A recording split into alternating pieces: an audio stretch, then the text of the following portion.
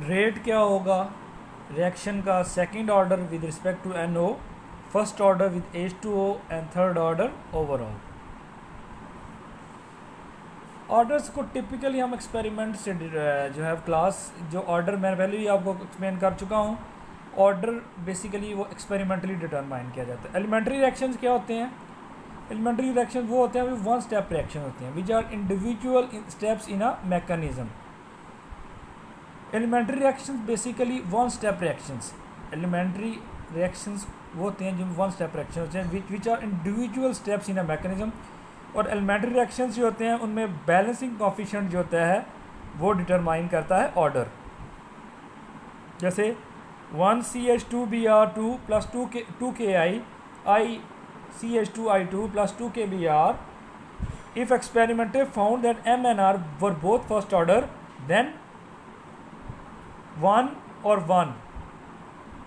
मैंने पहले आपको एक चीज़ बताई थी कि रे ऑर्डर जो है वो बेसिकली एक्सपेरिमेंटली डिटरमाइन होता है। तो इस केस में क्या है 1 और 1, तो ये इस रिएक्शन का ऑर्डर क्या हो गया 2। उसके बाद 2O3 गोज़ टू 3O2, इसमें एक्सपेरिमेंट नहीं की ज़रूरत ही नहीं है। ऑर्डर कहाँ से आ जाएगा? बैलेंसिंग कोफिशिएंट से। बैलेंसिंग कोफिशिएंट से आ जाएगा rate is equal to KO3 taken twice. Balancing coefficient कौन सा है इधर 2। नेक्स्ट क्लास मैं आपको पहले भी एक्सप्लेन कर चुका हूँ रेट लॉ क्या है, रेट इक्वेशन क्या है। बेसिकली रेट लॉ और rate equation is an equation that relates the rate of reaction किससे? Concentration of reactants raise to various powers. Reactant की कंसंट्रेशन भी और कैटालिस्ट की भी, यह याद रखिएगा कि रिएक्टेंट्स की भी होगी और कैटलिस्ट की। जनरल से एग्जांपल ले लेते हैं, हम एक रिएक्शन ले लेते हैं, A सब्सटेंस और B सब्सटेंस, D और E देता है, C कैटलिस्ट है। उसका रेट लॉ हम कैसे लिखते हैं? Rate is equal to KAMBNCP। ये जो एक्सपोनेंट M, N और P ये फ्रीक्वेंटली हम यूज़ करते हैं, ये इंटीजर्स नहीं होते, ये इनको हम एक्सपेरिमेंटली डिटरमाइन कर सकते हैं और कभी भी हम इनको बैलेंस इक्वेशन को देख के नहीं एक्सप्लेन कर सकते, डिटरमाइन कर सकते। उसके बाद अगर एक क्लास हम दो चीज़ें हमने डिफरेंशियल रेट इक्वेशन क्या होती है और रेट लॉ क्या होता है। ये जो ऊपर हमारे पास एक एग्जांपल ली है हमने, A small a capital A reactant है, goes to product CC product. I mean इसी एग्जांपल को हम लेकर एक्सप्लेन करें कि डिफरेंशियल रेट इक्वेशन क्या होता है। तो डिफरेंशियल रेट इक्वेशन क्या है? Relates the rate of disappearance of reactants. Disappearance किसकी होगी? रिएक्टेंट्स की, उसको रिलेट करेगा and the rate of formation of products, और प्रोडक्ट्स की जो फॉर्म है। ये जो D आपके साथ ये जो शो हो रहा है आपको, ये D बेसिकली डिफरेंशियल को शो करता है, डिफरेंशियल को, डिफरेंशियल ये D है I डिफरेंशियल रेट, D जिधर भी नज़र आ रहा है। रेट ऑफ डिसअपीयरेंस माइनस लगा हुआ है 1/A। A क्या है बेसिकली? रिएक्टेंट्स क्या? D इंटू A/DT प्लस और rate of formation of products. Products क्या है इसमें? C 1/C DC/DT। जबकि रेट लॉ क्या है? Rate equation basically rate constant and the concentration of reactant क्या है A, उसके ऊपर सब कुछ पावर रेज कर दी जिसे कहते हैं X। रेट कैसे इफेक्ट होता है क्लास रिएक्टेंट कंसंट्रेशन से? A C अगर order with respect to A 0 हो तो रेट कांस्टेंट, ये हमने एक न्यूमेरिकल सॉल्व करते हैं क्लास कि how rate is affected by reactant concentration, कैसे रेट जो है वो रिएक्टेंट कंसंट्रेशन से इफेक्ट होता है। अगर ऑर्डर इसका 0 है विद रिस्पेक्ट टू A और रेट कांस्टेंट ये है, तो रेट इक्वेशन कैसे बनाएंगे? Rate is equal to K into A/X। Order क्या है इसका class? 0, K/A 0।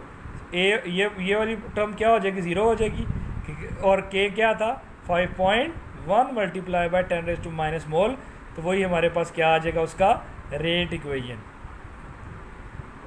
Rate of reaction 8 गुना बढ़ जाएगा, जैसे जैसे आप कंसंट्रेशन ऑफ रिएक्टेंट्स को डबल करते जाएंगे रेट ऑफ रिएक्शन भी बढ़ता जाएगा।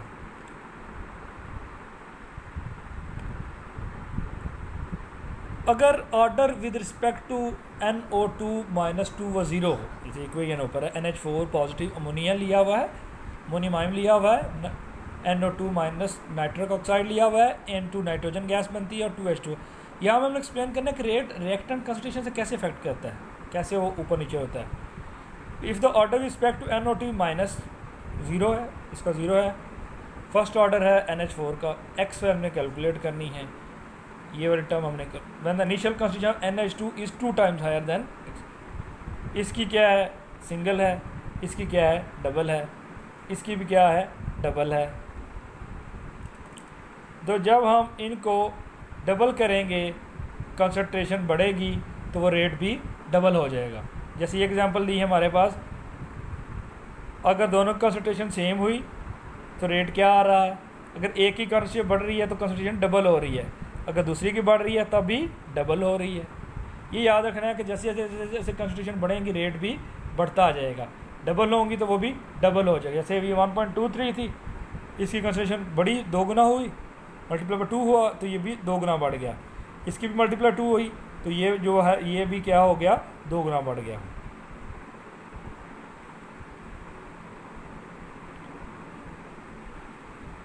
उसके बाद एक और एग्जांपल ले लेते हैं थायोसल्फेट और एसिड की। ये थायोसल्फेट और एसिड है, इसका रेट हमने निकाला 1.2, ये था 0.1। अगर इसकी 0.2 लें और इसकी 0.1 लें तो ये 2.4 बनता है, अगर इसकी 0.2 और इसकी 0.3 लें ये 2.5।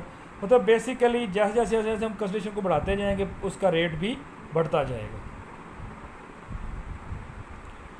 उसके बाद rate equation at a temperature T the rate of reaction, अगर इसका W हो तो रिएक्शन रेट कैसे चेंज होता है। अगर पार्शियल प्रेशर अगर पार्शियल प्रेशर P2, ये P2 क्या है पार्शियल प्रेशर, X2 और ये क्या बना रहे हैं C, टेम्परेचर इसका T है, रेट ऑफ रिएक्शन हम इसका ले लेते हैं W। Partial pressure P2 double होगा तो W भी क्या होगा 4 गुना बढ़ जाएगा।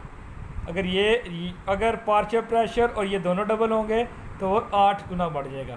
अगर ये हाफ हो जाएगा और ये ट्रिपल हो जाएगा फिर ये 3/4। अगर वॉल्यूम ऑफ वेसल बढ़ेगा तो क्या होगा डबल होगा तो 1/8 हो जाएगा, अगर वो हाफ हो जाएगा तो क्या हो जाएगा 8। उसके बाद ये determine decomposition of N2O is first order reaction है।